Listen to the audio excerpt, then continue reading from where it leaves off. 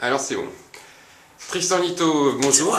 Tout d'abord, merci de nous accueillir dans tes bureaux là, pour ce book sprint. Tu sais ce que c'est qu'un book sprint? Alors, book comme bookmaker, non, c'est pas ça. Un livre. Un livre, et sprint, c'est une course pour faire un livre. Sur Thunderbird. Et figure-toi qu'aujourd'hui, il y a un Niçois, un Tourangeau, et même un Romain qui sont venus d'aussi loin, sur leur temps libre un week-end, pour participer. Oui, c'est beau. Qu'est-ce que ça t'inspire hein? Beaucoup d'admiration. C'est classe, ça me fait plaisir. J'ai abandonné même lâchement ma petite famille pour venir vous encourager. Et puis pour dire à Pascal, mon collègue, qu'il y a du champagne au frigo pour quand vous aurez terminé. Merci. Alors, peut-être que tu te doutes de ma question un peu cliché que je vais te poser désormais maintenant. Donc, aujourd'hui sort Firefox 4. Oui. En 2 minutes top chrono, tu nous fais une petite promo marketing du nouveau produit. Ah, t'es dur, hein, tu vois, je suis pas rasé. Bon, alors, ok, top chrono.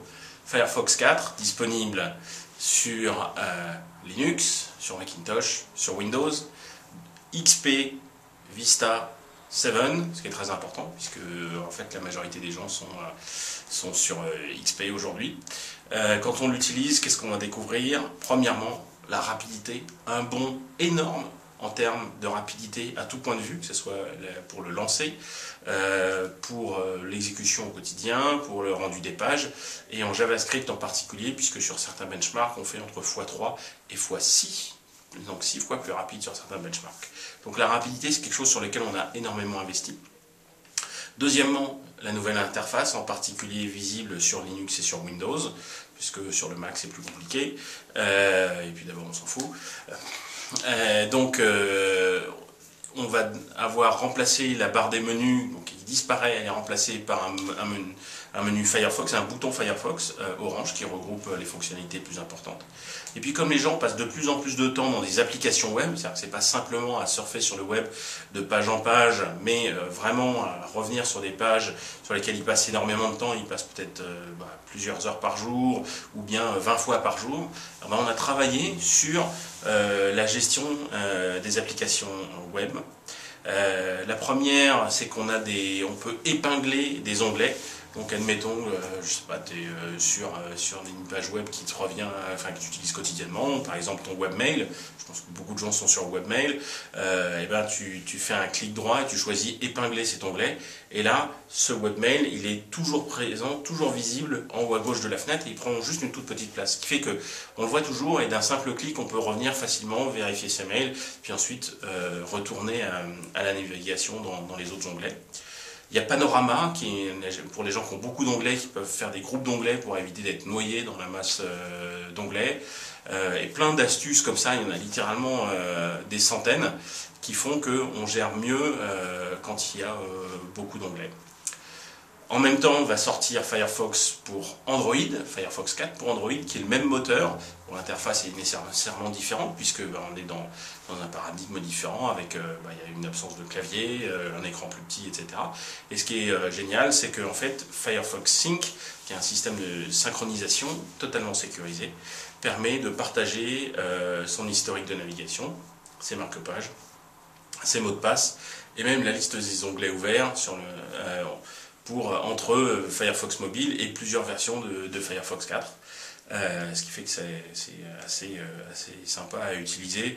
Donc, par exemple, on part du bureau, on a laissé l'ordinateur au bureau et on va au resto et on a oublié l'adresse, et en fait on peut ouvrir sur Android l'onglet qui était resté ouvert au bureau.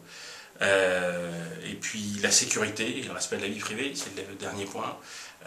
Très important, on est les premiers à implémenter Do Not Track et Internet Explorer 9 dans la foulée a annoncé qu'ils allaient le faire, ce qui est génial parce que ça démontre bien que nous ce qu'on veut c'est influencer les autres pour qu'ils fassent des meilleurs navigateurs, pour que tout le monde en profite. Puis il y a un truc qui est difficile à expliquer comme ça très rapidement, mais le support de HTML5 et des technologies associées qui va permettre aux développeurs web de faire des sites web vachement plus puissant, avec des formats ouverts, donc HTML5, mais aussi donc la vidéo, WebM, etc. Enfin, des tas de trucs qui vont permettre de faire que le web va continuer à grandir, parce que pour nous, c'est ce qui compte.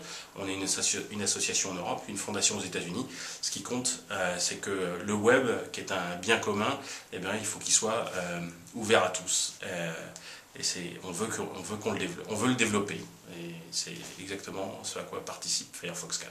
Voilà. Merci. Dernière question. Ça Moi, fait plus de 2 minutes. Ouais, un petit peu plus.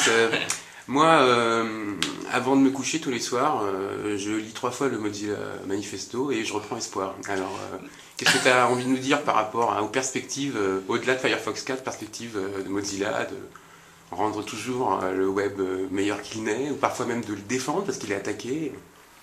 Eh ben, oui, je pense que chez Mozilla, on pense que les principes sont plus importants que l'argent. Et c'est pour ça qu'on a un but non lucratif d'ailleurs.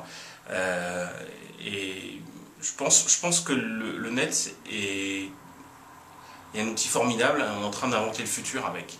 Et il faut s'assurer que cet outil est dans de bonnes mains, alors que certains gouvernements essayent de s'en emparer, de le modeler, de le brider. Et on pourrait penser à la France, mais pas seulement. On regarde dans tous les endroits où le net est coupé parce que ça commence à barder au niveau civil. On voit bien que l'information est un pouvoir et que le net incarne l'information parce qu'il permet de distribuer cette information.